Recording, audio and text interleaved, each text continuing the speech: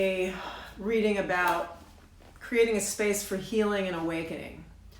And this is what yoga practice became for me when I first started practicing, became a teacher. It was really a space for me to heal and evolve and awaken.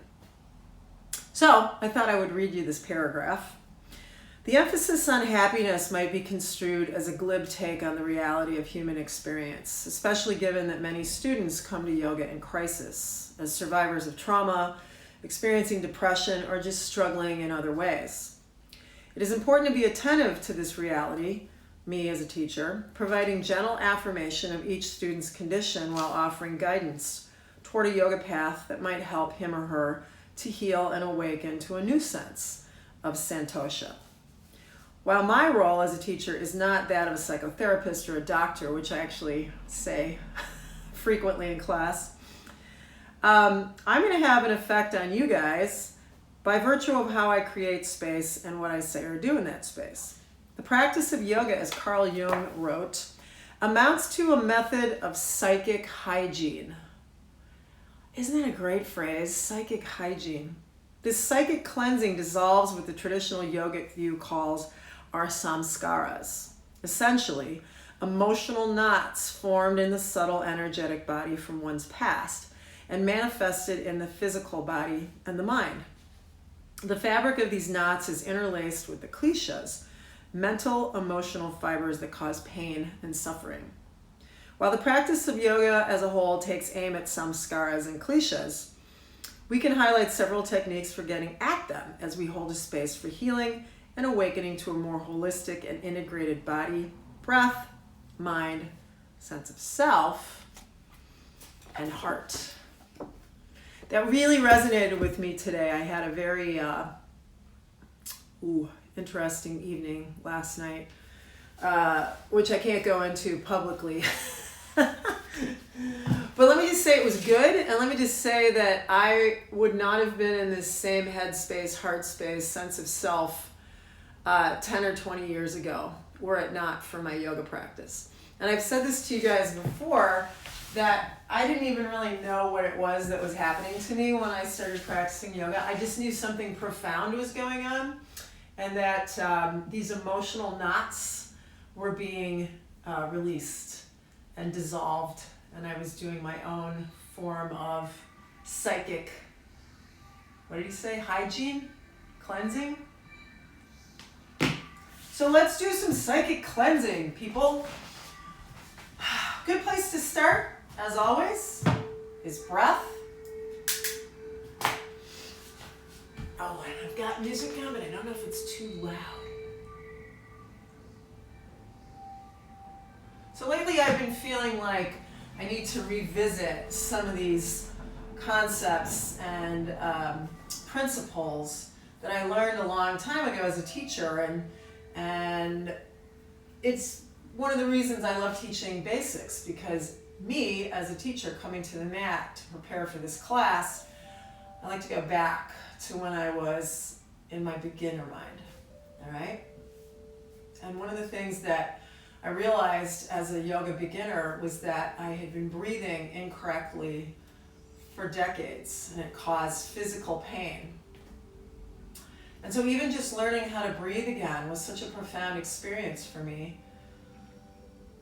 And it was so simple, right?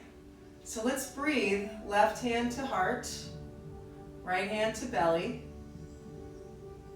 and breathe a complete breath, all right? So the complete breath, you can think of it as having three parts. The basement, where your right hand is, the main floor, where your left hand is, and then in the attic, that's where your chest is, okay? So you guys know this, you're old pros. We want to breathe first as if we're filling the lungs from the bottom up, and then emptying from the top down. Also, I put on the very first yoga playlist I ever made, because it takes me once again back to the classes I was teaching at a gym in Michigan, when yoga was still not something really offered at public health clubs. 20 years ago, it wasn't that long ago.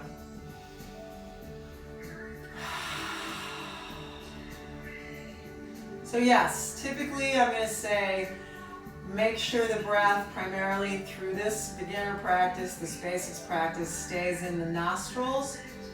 But every once in a while you may need to revert to a heavy sigh, a long exhale. Yeah? Bring a little Cheshire grin to your face. It's good to be alive, people. Take a deep breath in. Reach the arms to the sky. Lace your fingers together. Press your palms to the sky. Big morning stretch. And then lean over to one side. And then inhale and lean over to the other side. And then take your hands behind your skull and just let your head drop back into your hands, but try to elicit the movement of your spine lower down than the neck, okay? So more like where the bottom tips of the shoulder blades are. And then exhale and press that part of your spine out of the body.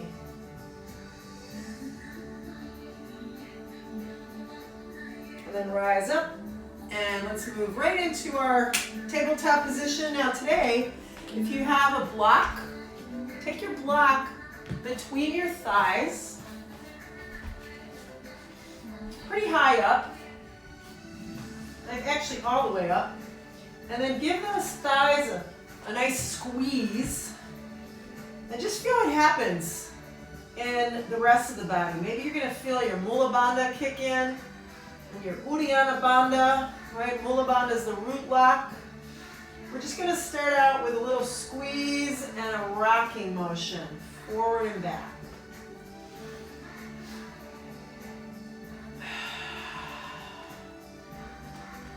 And then maybe just go a bit further, right? Be careful with your wrists, because I'm asking you to take them past that 90-degree mark. Good. One more time, and the next time you want to go back, actually turn the toes under, keep the block there, and stretch back to downward dog with that little bit of a squeeze happening in the inner thighs, okay?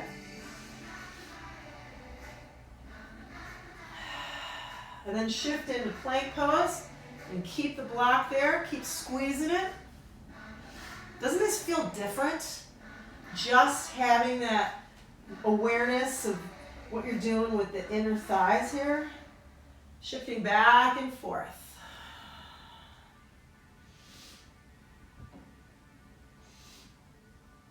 Good. And then when you get into plank this time, move the knees to the floor. Knees, chest, and chin. And then come all the way to the floor.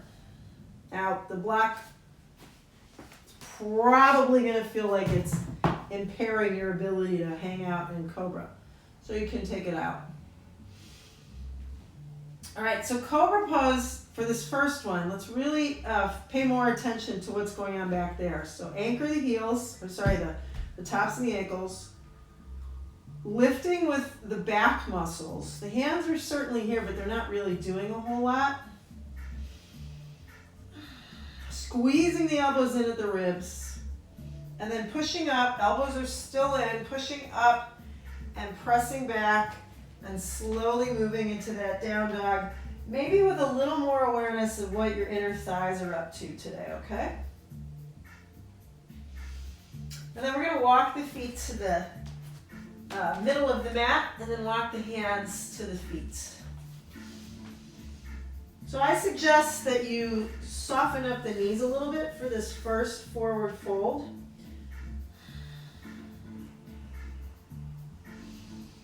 And then come into a half forward fold.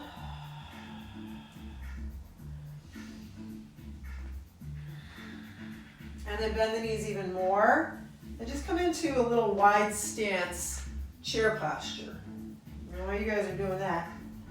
Get this mop out of my hair face again. So just really feel once again the inner thighs here. I mean, at any point in the practice, if you feel like taking that block back into that space, just to kind of give you that sensation once again. What I usually tell people is you want it almost to feel like your thighs are like repelling magnets, right? So you're not becoming knock-kneed. You're keeping your knees lined up with your hips, but there's tension in here, okay? And then rise up, reach up, exhale, bow forward again.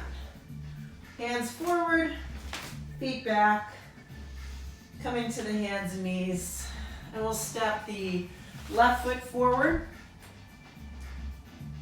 and pause here. So how far forward do you step your foot? I always remember this from when I was first learning how to teach yoga.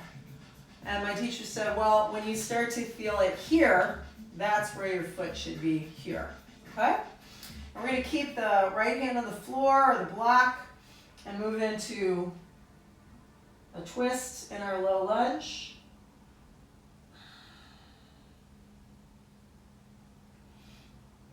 And then bring your left hand to your thigh, lift the back knee. Let's do that again.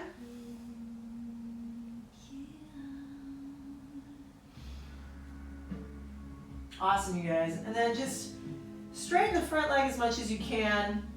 And we're gonna focus mostly on the foot. So if you see your ankle kind of rolling out here, really press down into the ball joint of that left big toe. And watch your metatarsals pop and your arch lift. I used to have to wear orthotics back in the day when I was a runner, a terrible runner, by the way. Running did not suit my body at all, but I did it anyway. And I had all kinds of issues because of my fallen arches. And then when I started practicing yoga, and again, a cue that I got from my teacher was lift and spread your toes, because that'll strengthen the muscles in the bottom of your foot and bring your arch back. I was like, what? Throw those orthotics in the trash. Crescent lunge, by the way. Maybe lean a little bit to the left so you target the front of that hip a little bit deeper. Good. Now just set your left hand on your thigh, spin your right foot to the floor. Don't let this guy move. Extend and extend. Palms face up today, warrior two.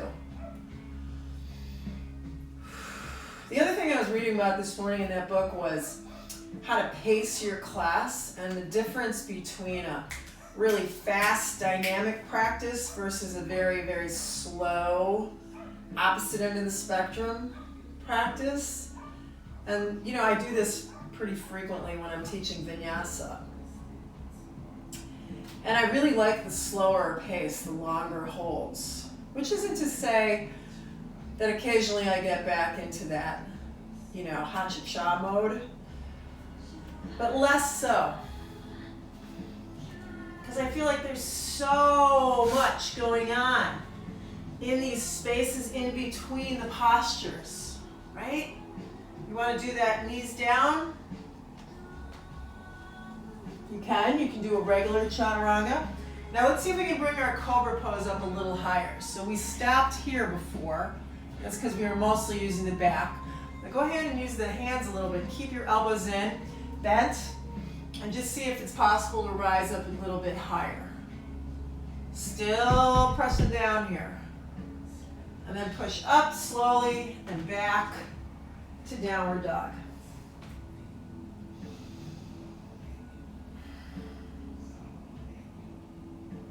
All right, taking the knees to the floor once again, let's step the right foot forward. And once again, if you're not feeling it a whole lot because you're back here, shift the hips, maybe move the foot forward, and then rotate.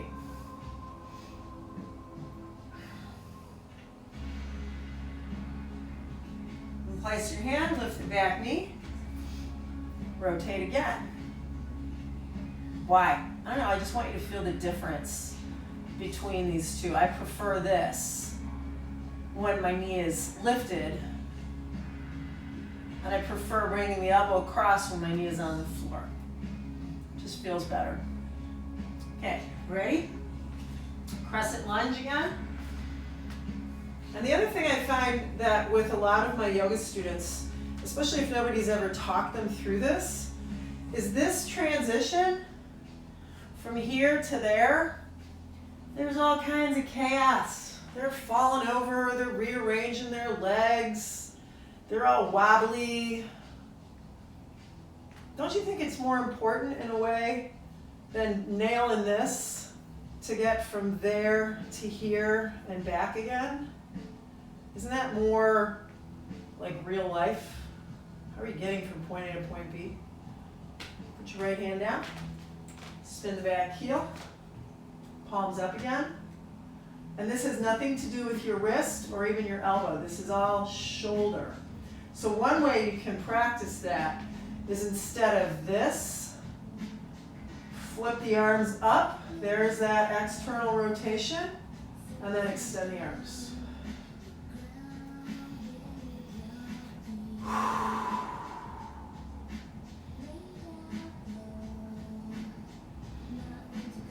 All right, kids.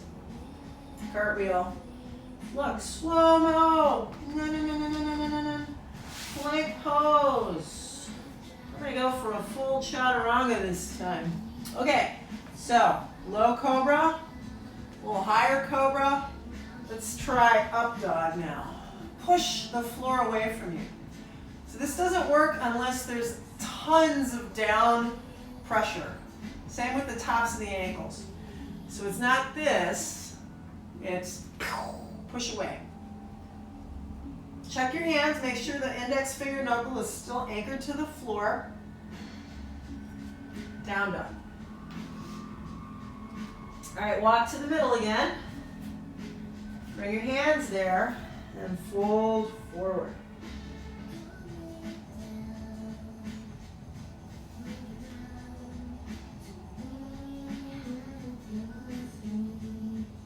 And then we bend the knees just a little bit because you're not quite in chair. You're in Ardha Uttanasana, monkey pose.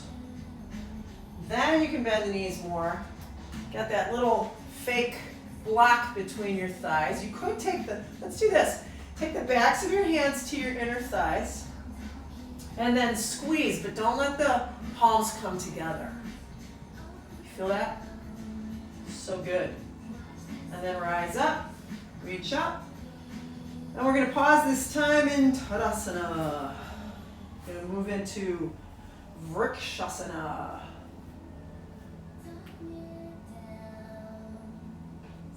Tree pose. Oops, I'm a little cut off. That's okay.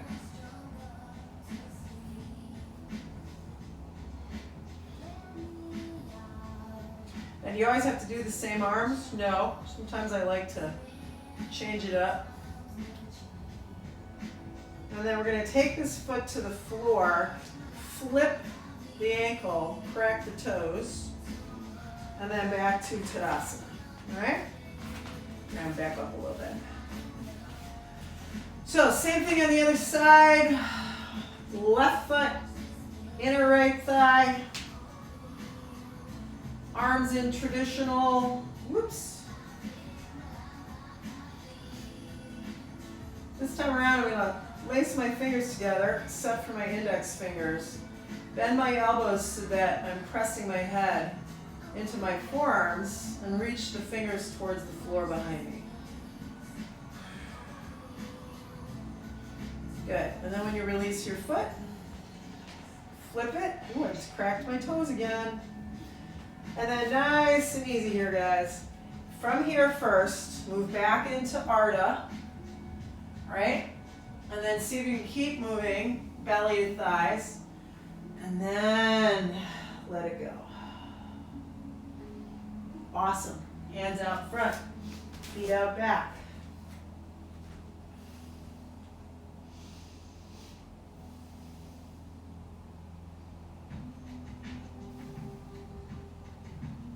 Okay, I'm walking the feet to the front of the mat this time. Pause here, rise up, reach up, and then step back warrior one. So we got the left foot forward again, right foot back. Excuse me. Now I could dissect this pose all day long, all right? There's a lot going on here. And a lot of it isn't natural for what your body wants to do, right? So keeping the heel down, keeping this leg straight, and spinning this right hip bone forward. That's a lot. Yeah, so you've got to really exert a lot of mental and physical energy to make that happen. But that's what's going on here, is you've got this constant up and down awareness. What's going on here in this space, not out there, right? Clasp the hands together, squeeze the shoulder blades, bow forward, bringing the torso to rest on your thigh, and then reaching the arms as high as you can, but you're still anchoring that back heel. You're still keeping the legs straight, and you're still trying to square those hips up.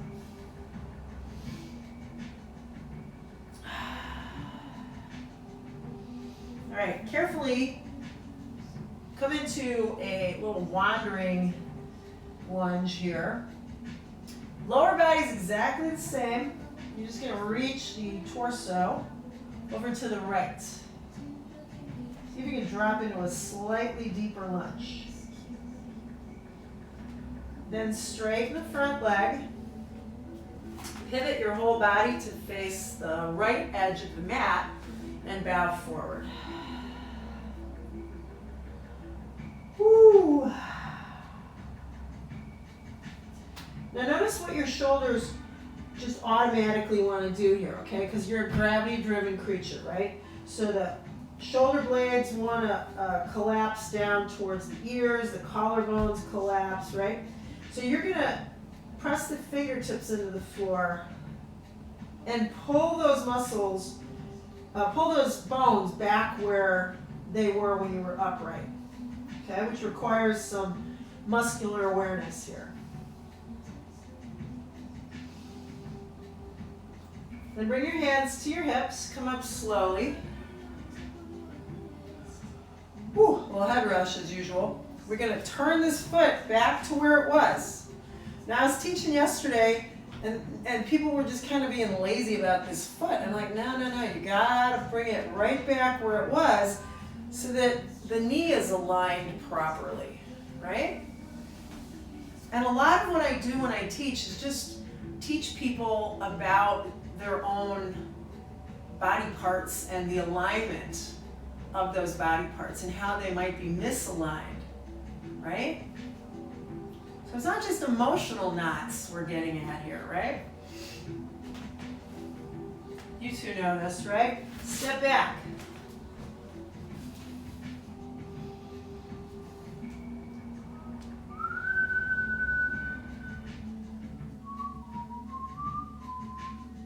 And then down dog.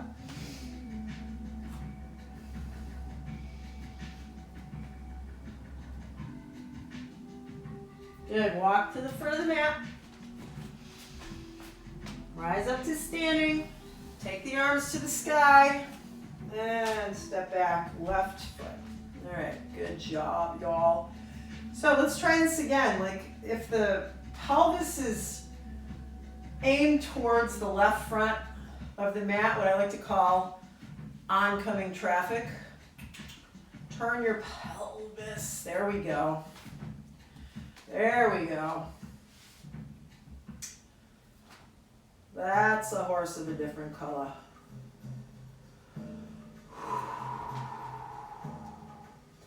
Also, teaching at a gym, you know, people are so used to doing 9,000 lunges and squats and stuff, and it's kind of interesting when you see people trying to hold something isometrically like we do in yoga, right? We're just staying here, engaging the muscles to put our body parts and our joints into specific alignments, and then we're just holding it.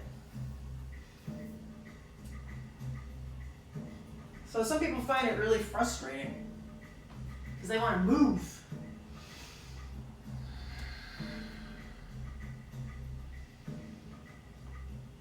don't get me wrong, movement's important, right? Let's keep this guy right where it is. Wander over to the left. And try to keep drawing back right here on this hip.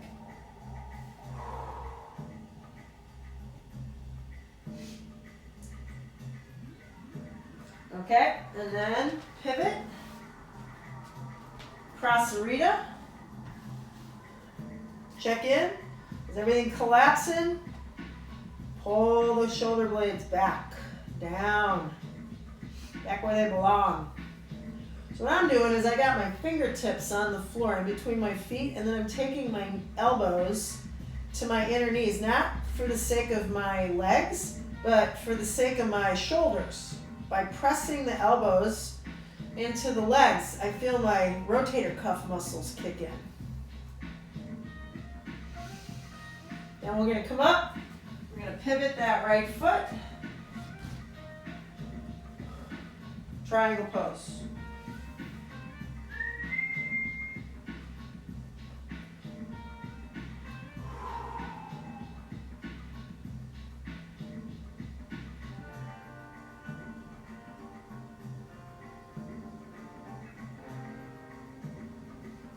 Plank pose, and just hold the plank again. Optional to go forward and back.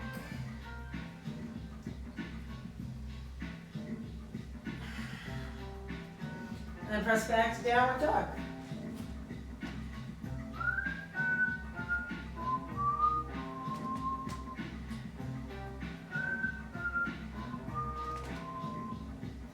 All right, kids, let's bring the knees to the floor again. Gonna reach the left arm up and then thread the needle right here.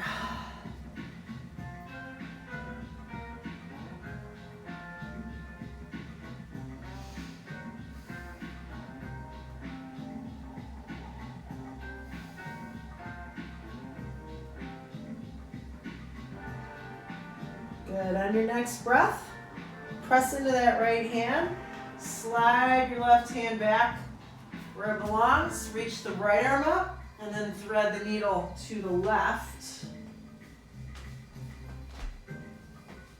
And then press into your left hand to help you stack the shoulders a little bit more.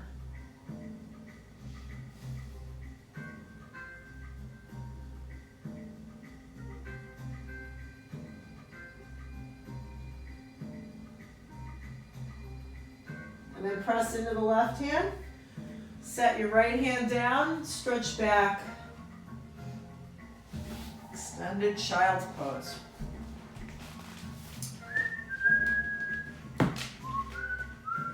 Because it's the halfway mark, and we always take child's pose halfway through the practice, right? At least I do.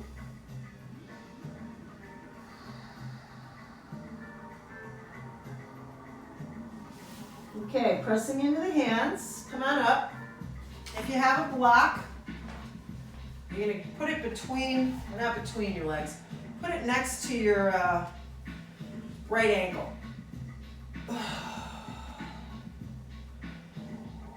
Do a couple of shoulder rolls here. Can you feel the shoulder blades like going up and around back there? They should, right? You don't want them to be stuck on your back with adhesions. They need to be mobile. Mine are crunchy, but at least they're moving. Okay, and so we're gonna do a half camel. Pelvis is gonna stay right over the knees. We're gonna try to diminish this arch in the low back. Drop the tail. Not by squeezing the butt. So if you want, hold your own butt and make sure that you're not doing that. You're pulling the belly in instead. And then this right hand is going to find the block. The left arm is either going to reach up or back, or what I've been doing lately is just supporting my skull with my left hand.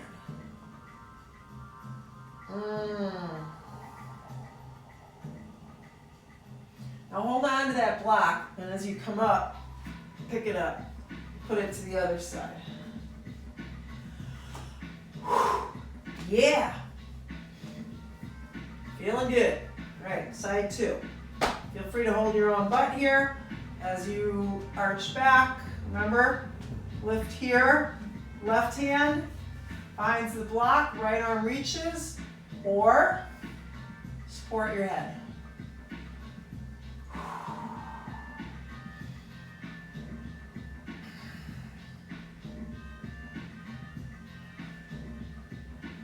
And then come on up. Oh, wow. Good stuff, right? It's always a nice idea after that back bend to counter stretch by tucking the tail, pulling the belly in, and then turning the toes under and stretching back. Okay, walk the feet to the middle again. Walk the hands to the feet. Bow forward. Come into your half fold. And then sit back again, chair pose.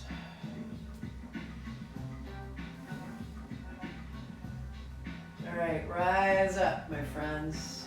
Bring the arms down. So, reverse namaste. Nobody teaches this, they just say go into it, try your best, whatever. And then what happens is people are down here. That's not really what's going on. So you want to bring the index finger, middle finger, and pinky finger together. And then big push, push, push, push to get the pinkies right between the shoulder blades. Now if you can't do that, it's okay. Just link arms behind your back. But you do want to squeeze the shoulder blades together here. We're going to step the left foot forward about a foot, step the right foot back about a foot, give or take. You might be able to take your feet further apart for pyramid pose. But just like when we were in Warrior One, try not to have the hip out here. Steer the hips forward, belly to thigh, just like we did in Humble Warrior. But now the front leg is going to stay straight as you bow in for pyramid pose.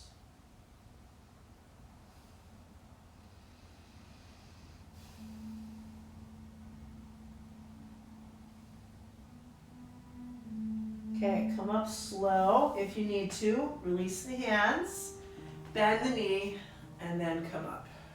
Totally fine. Okay? Let's just turn the other way to do the second side. So, same thing with the hands. Index finger, middle finger, pinky, or ring finger, and then squeeze all the way up here between the shoulder blades. Pressing that left hip forward, take a deep breath in, and then just bow.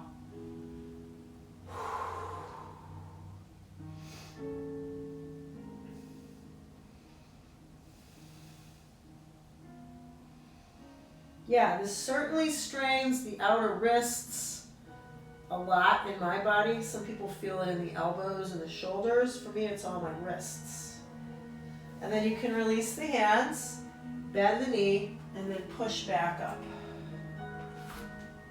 And then we'll turn sideways again with the toes turned out. Try not to tip forward.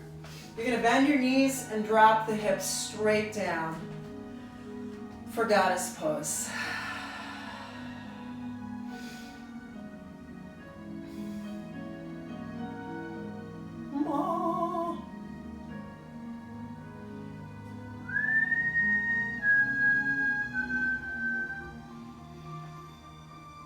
Okay, and then rise up. Turn the heels out now, and we're going to drop one more time into Prasarita, this time with the arms behind the back. But you know, it's like everything. You always do the autopilot method, right? Recross the thumbs and the index fingers, and then all the other fingers, and then bow forward.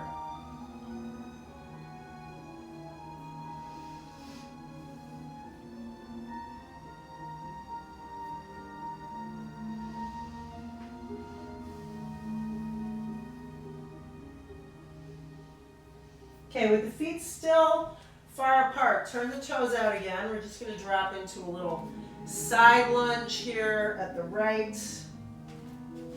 Dropping into this inner thigh, okay? Then go the other way. Careful to align your knees over the second and the third toe. And then we're going to do that again, maybe going a little bit deeper. And then walking everything over the other side. And then back to center, heel toe, the feet together. Big toes touching this time. And sit into Utkatasana again. Belly to spine to fill in the low back.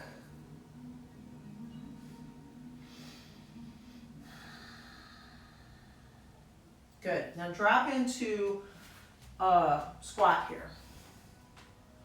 So you're balancing on the balls of your feet, or if you're able to, get your heels to the floor. And then just bind your arms around the front of the shins and hold this.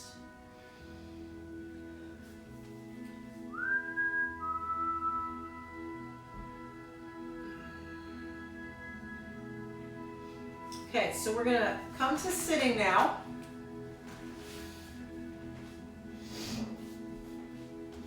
And extend our legs. So I always have to kind of get those sits bones grounded. Ooh, and they're crunchy too. I think I have a lot of old injuries that are still unraveling in this crazy body of mine. Take a deep breath in, raise the arms, and then exhale and bow forward.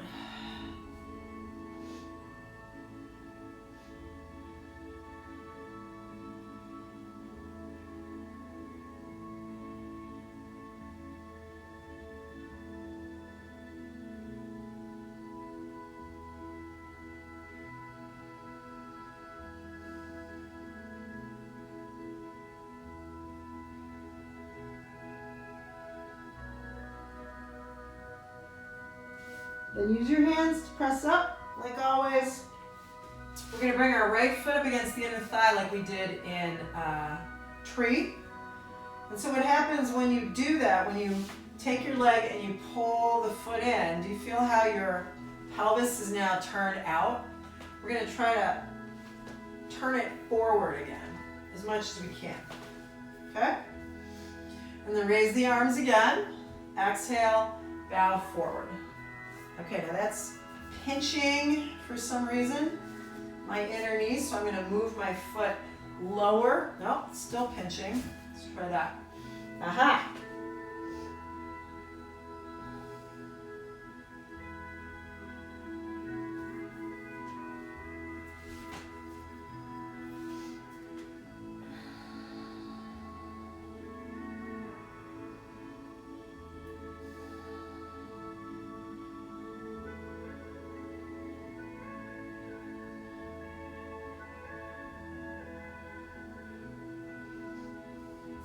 Okay, once again, press and lift. Soles of the feet together. Baddha Konasana, bound angle pose. So just very gently let the upper body bow forward, right? But notice I'm not dropping my chin or sucking my chest in or doing all that other stuff, right? Keep your spine long. Fold from the hips.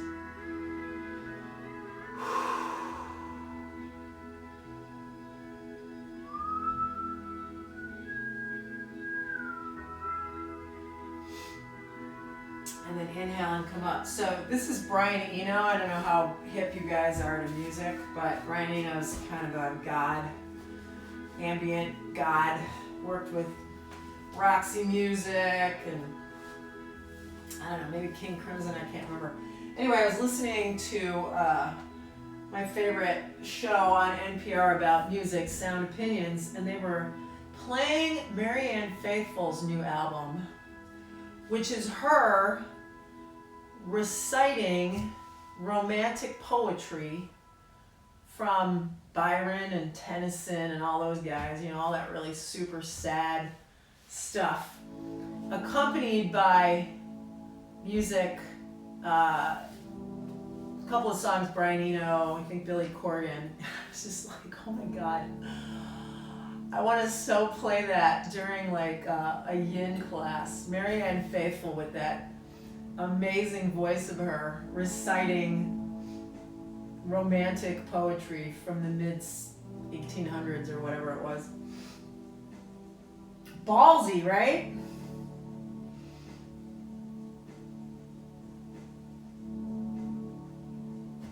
Okay, y'all, press up. Let's lay back.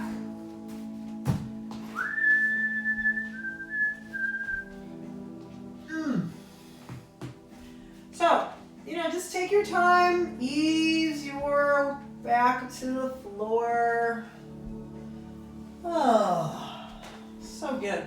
And then walk your feet in. So you're going to do the same thing we did at the beginning of the class. Bring the block way up to the inner thighs and give that thing a good squeeze. So not down by the knees, but way up here. And then give it a good squeeze, and then press into your feet and lift your hips.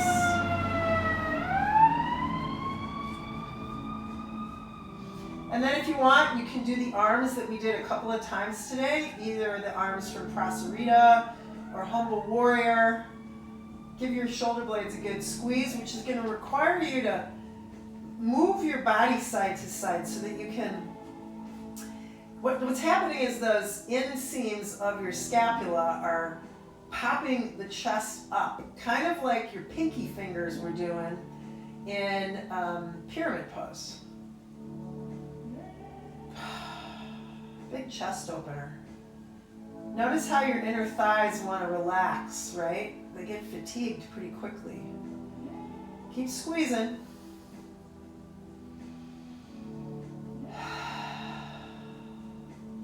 All right, and then let those arms go.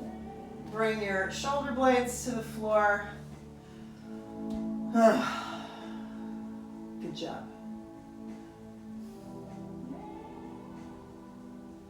All right, block goes over there. We're going to pull just the left leg in, okay? So you can either hold the shin, or I like to hold the thigh right behind my knee. It's a good time to rotate the ankle a few times. So really smush your belly here with your thigh if you can. And then take this ankle and flex it strongly. Place it on your right leg and just very gently push this knee away from you. Probably not much of anything's going to happen. So keep your hand there as you now bring this leg towards you. Oh, there we go. And you can either stay with the bent knee position or hold on to your foot or your ankle.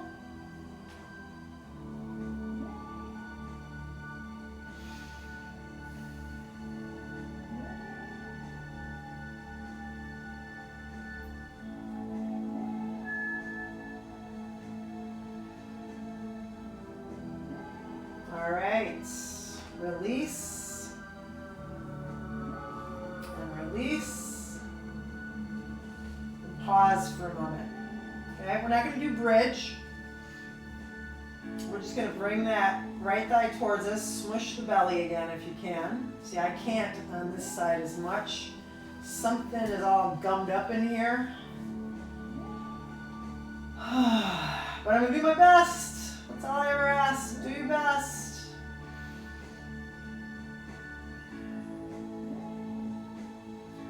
Roll the ankle around a couple times. And then flex the ankle. Place it on the other leg. And before you pick the leg up, just press this knee away from you.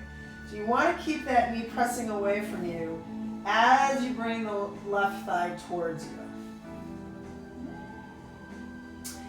Just like last time, you're welcome to hold on to the ankle or the foot instead.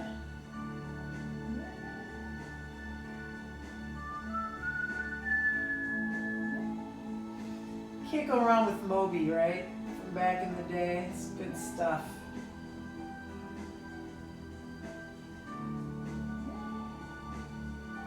All right, my friends, release once again. I'm gonna scoochy scooch a little so I have enough room behind me.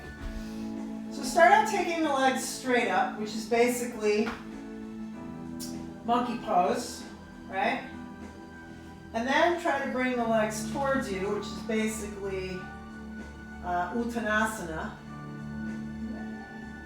And then use your arms to help you boost the old hips up and over. And then like you did in bridge, squeeze, squeeze, squeeze the shoulder blades together. So you want to feel that you're on the base of your skull, right, that occipital ridge, and the tops of your shoulders, not shoulder blades, right? Then bring your hands to your back and raise your legs to the sky.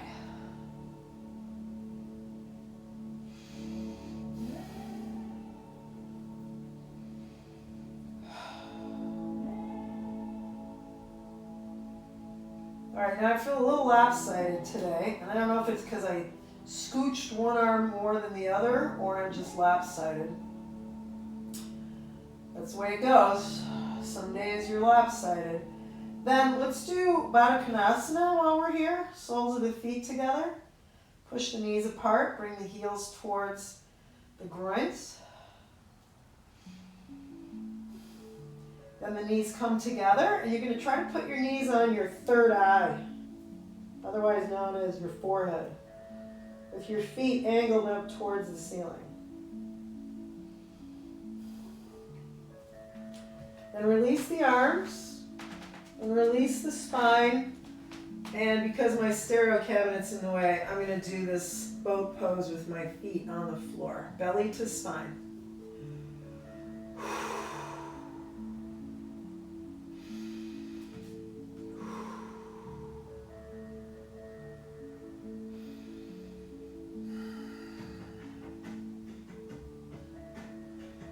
Good, one more breath.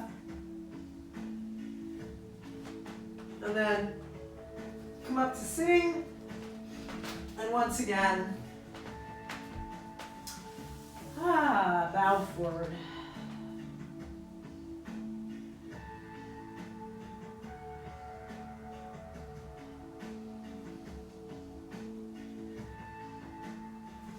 Good, and then come on up. So let's face each other. I'll come a little closer now. You know, there's a tendency as a teacher in the United States especially to, do lots of fancy schmancy variations and, make your own stuff up and do all kinds of what I like to call Cirque du Soleil yoga. When I was in Mexico, I took 2 yoga classes that were very, what I would call, basic. They weren't easy, but there were no wacky variations really. It was kind of just your standard protocol, warrior stances, triangle pose, downward dog, blah, blah, blah, just like we did today. And it was really nice to just revisit those postures without feeling compelled in any way to dress them up, But these, it ebbs and flows, right? Sometimes I really like to dress things up. My arm's feeling better, so I've been attempting, things that are a bit more challenging for me.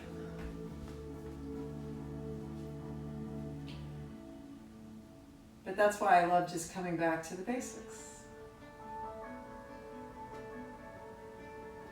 Also, it makes me feel like, all the fancy yoga, it's a little bit show-offy, isn't it? And what is yoga, really? What are we really doing here? How does your asana practice do for you what I was reading about at the beginning of the class? How does your asana practice help you to release those emotional knots that perhaps developed a long time ago, beyond your awareness even in childhood. And maybe you didn't have any big traumas, right?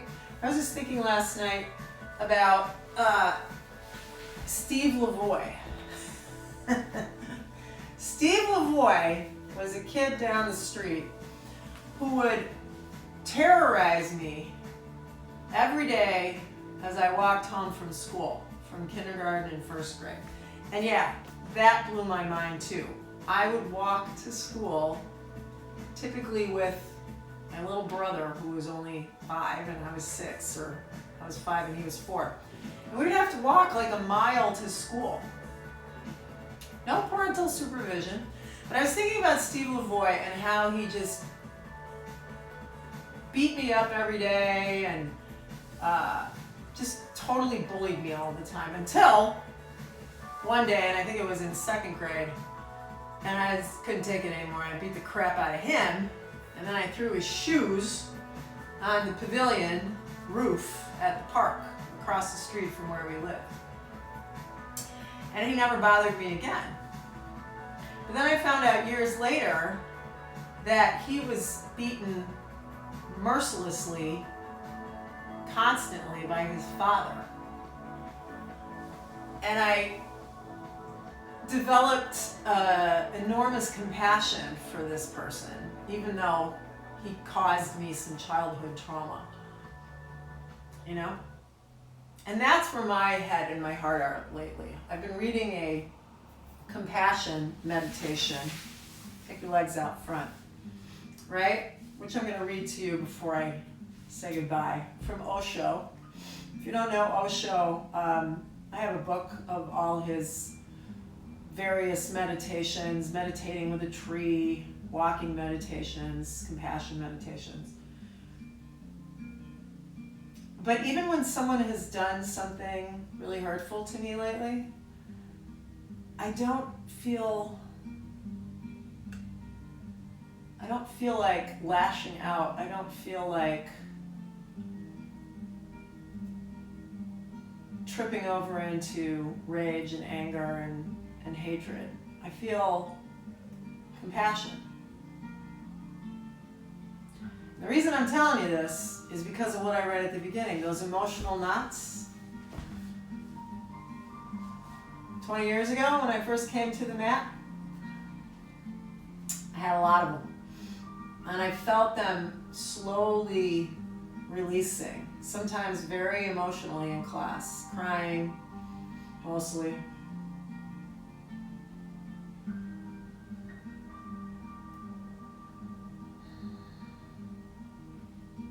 So just something to think about.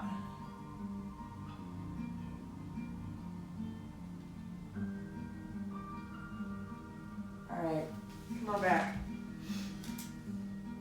So I'm going to have you guys lay back into your Shavasana, and I'll read you this little meditation, okay?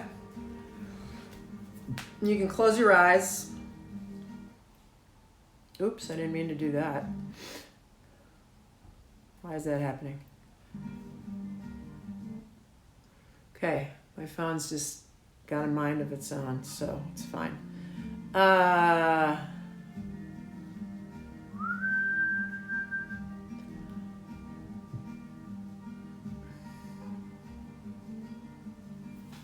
Focus on your breath as you relax into this pose. And when you breathe in all of the misery and all of the suffering of all of the beings in the world, past, present, and future. And when you breathe out all the joy that you have, all of your blissfulness, all of the benediction that you hold. Breathe out and pour yourself into existence. This is the method of compassion.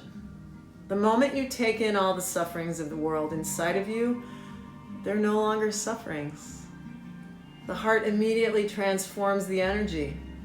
The heart is a transforming force. So drink in the misery and transform it into blissfulness. Then pour it out. I hope you guys have a wonderful day. Thank you so much for joining. I'll see you tomorrow at noon. Thanks. Love ya.